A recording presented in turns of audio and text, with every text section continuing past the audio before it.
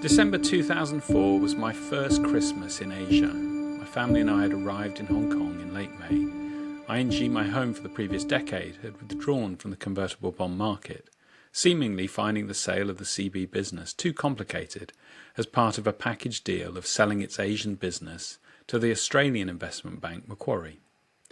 As Asia emerged out of the shadow of the SARS epidemic, I realised that there was an opportunity to take advantage of a market many people had chosen to leave. I managed to secure the role of building out Lehman Brothers' customer-facing convertible bond business in Asia. Until that time, Lehman Brothers had only operated a highly profitable proprietary business out of Tokyo. Proprietary trading, or prop, is trading with the bank's money for profit or indeed loss if you aren't too good at it. One of the outcomes of the global financial crisis, which occurred later in 2008, was that banks were forbidden from prop trading, and effectively prop was regulated out of the banks. The rule covering this in the US was the Volcker Rule, introduced as part of the Dodd-Frank Act. In my naivety, I had no idea that winters really existed in Hong Kong, so around late November, when the temperature suddenly dropped, we scrambled to find warmer clothing in the shops of Tung Chung. It was winter too in the convertible bond market. One of the largest players in the market for convertible bond arbitrage, GLG Partners, lit the catalyst for a depressed sector that faced lackluster returns. GLG was so large that when they made the decision to sell, the entire market was impacted. And in 2004 into 2005, GLG sold, day after day, position after position. The feature of the market in 2004 was a collapse in volatility. Convertible arbitrages price convertible bonds on where they assess implied volatility to be, and whether gamma trading, i.e. hedging the position with a short sale of shares in the company the CB is convertible into, and then adjusting that hedge periodically, can generate trading profits. Simply put, the more the shares in the company move, the volatility, the greater the opportunities are for adjusting the hedge and extracting trading profits, or trading the gamma. You might hear the term hedge ratio, which is known as the delta. Another way of thinking of delta is the chance of what you own, option or in this case convertible bond, being in the money and exercisable or convertible. The rate of change of delta is known as the gamma. They're linked. In 2004, gamma got crushed. But it wasn't just GLG selling that crushed gamma. An innovation in another segment of the market, capital guaranteed notes sold to retail investors, resulted in the banks that were the sellers of these notes taking in volatility in exchange. After a time, too much of this volatility byproduct meant that the banks became traders and indeed owners of volatility. With a mass market of gamma traders, shares had nowhere to move. Try to envisage a situation of orders queued up to buy on a fall and queued up to sell on a rise. I can get much more technical on this talking to you about long Vega positions. That means owning volatility and how to hedge Vega. But we're plain talking Skadi, here to simplify the technical parts of finance rather than make it more mysterious and inaccessible. We started this episode talking about December 2004. And on the 26th, catastrophe struck. A 9.1 magnitude earthquake off the coast of Sumatra, Indonesia, triggered a tsunami which devastated low-lying communities in Indonesia, India, Sri Lanka, Thailand and others, resulted in over 200,000 people losing their lives. In the days after the tragedy, I recall the temperature dropping further in Hong Kong. It was so cold. Despite this tragedy, and intuitively the uncertainty an event on this scale should cause, volatility remained sharply unchanged. Looking back, the VIX index, which is the Chicago Board Options Exchange Volatility Index, declined through 2004 from a 15 to 20% range. A quick trick for sounding like an experienced derivatives hand is that 16% means you expect a daily movement of 1%. Volatility is additive, so 32% vol would be a 2% daily movement. That's a quick trick. Well, in mid-July 2005, the VIX went as low as 10%. Just on a per-movement basis, this meant stocks were less risky to hold than US Treasuries, as I recall. Crazy stuff. But hey, a few years ago, oil prices went negative, and just look at the oil price today. Indeed, all sorts of crazy things happen in the market if you watch for long enough. For convertible bond arbitrage hedge fund managers, this was a truly tough time. However, there was a portion of the market which was exceedingly lucrative, the market for privates. Private convertible bond financing, a niche segment of private debt financing. So it was that in February 2005, I encountered privates for the first time. It started around lunchtime as London began to get in. I'm telling you the story this way so you can get a feel for a bit of culture, a sense for the typical tensions that arise and are indeed part and parcel of being part of a global markets franchise. It's not uncommon, despite all the access to market feeds, broker lines, Bloomberg, Reuters and so on, that you're late to the party on information. And so it was then that it transpired that Lehman Brothers in Tokyo had issued an MSCB for a Japanese company called Livedoor. An MSCB is a moving strike convertible bond, and the market, in this case the convertible bond customers of Lehman Brothers' flow business, was smarting.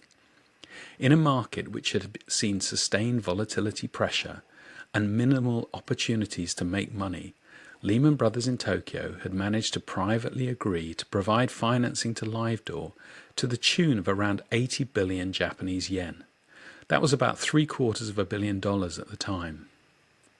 Further, Livedoor had agreed as part of the deal to lend Lehman Brothers Tokyo its shares with which to hedge the deal. This removed one of the great uncertainties in any transaction that needs hedging. Will I be able to source the shares I don't own so that I can short sell to hedge? And another uncertainty, how much will it cost me? Forget about gamma trading with a moving strike convertible bond. The arrangements can differ, but effectively in a moving strike convertible bond, the conversion price deciding on what level the bonds can be convertible into shares is adjusted by looking back at an average traded price of the shares. The holder of the bonds really can't lose.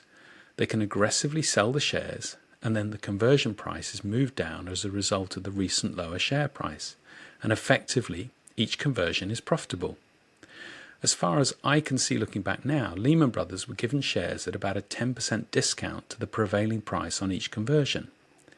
But if you've already been selling shares for a few days ahead of the conversion, then your effective sale price is higher than the prevailing price would be on the day you do your conversion.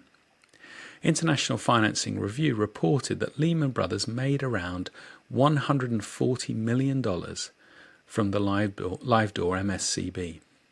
That assessment includes fees on the deal as well as traded profit. High fives, but realize something. All that profit came at the cost of a sustained decline of Livedoor's stock price. The shareholders of Livedoor, and it was a stock favoured by retail investors, suffered large losses.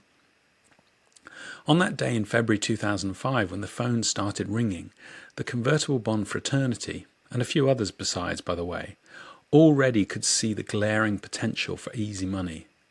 It was the sales team that bore the brunt of the customer reaction.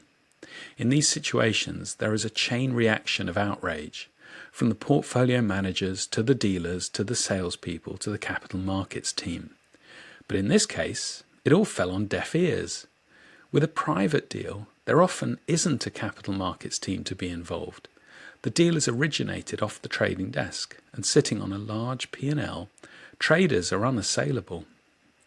As a trader myself, I was watching events largely from the sidelines. I didn't have direct customer interaction, so wasn't exposed to the vitriolics my colleagues were. There was a risk to me, though, particularly if someone decided to do something reckless, like guarantee an allocation to a customer of bonds they didn't have, and the pressure on the sales force to deliver an allocation was extremely great. In situations such as these, which happen in markets businesses from time to time, it's all about leverage. I'm not talking about the capital pledged to prime brokerage, which can then be multiplied up for investment. I mean the ability to get what you need from a situation by the strings you can pull, the pressure you can apply. At some point, commercialism does enter the conversation if a customer is lucrative enough. they can become important enough and someone senior somewhere might bend. These situations occur on a regular basis in firms. It goes with the territory.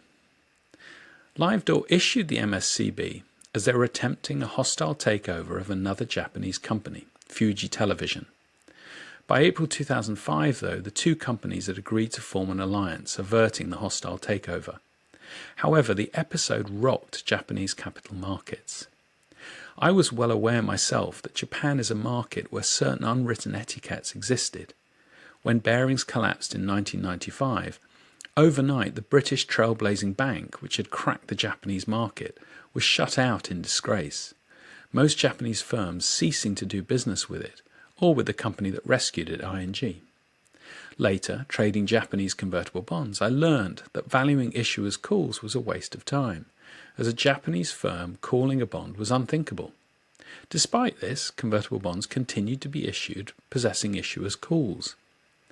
So it was that a hostile takeover in Japan was so unpalatable that Lehman Brothers business was impacted.